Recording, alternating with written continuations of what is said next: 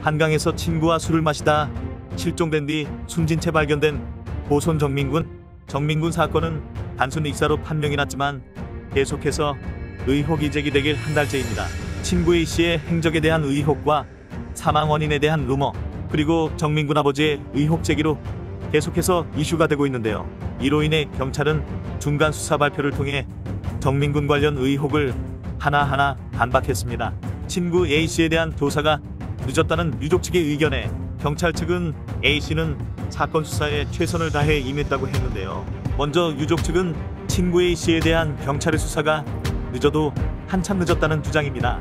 실종 당일 A씨의 몸 상처라든지 다툼의 흔적 등 유의 깊게 조사해야 할 사항들이 있었는데 첫 조사는 실종된 지 이틀이 지난 후 이뤄졌다며 의혹을 제기했죠.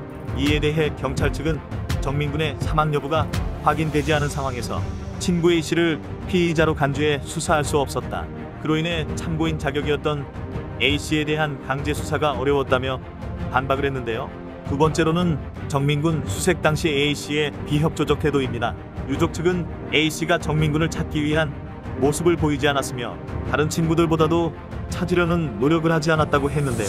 이에 대해 경찰 측은 A씨는 비협조적인 부분이 전혀 없었다. 경찰에서 요구하는 모든 형태의 조사에 모두 응했다며 유족 측의 의혹에 대해 반박했습니다.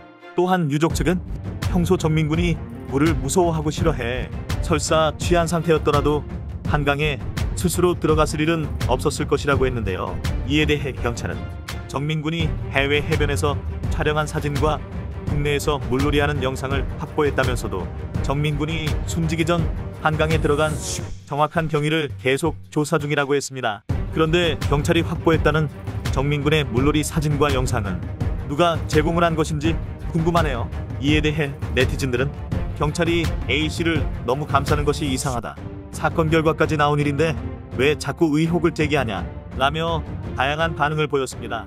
한편 고 손정민군 사건 관련 경찰 수사에 대한 의혹이 끊이지 않고 있는 가운데 SBS 그것이 알고 싶다에서는 이 사건의 비밀에 대해 추적을 한다고 합니다. 하루빨리 사건이 잘 마무리되었으면 좋겠습니다.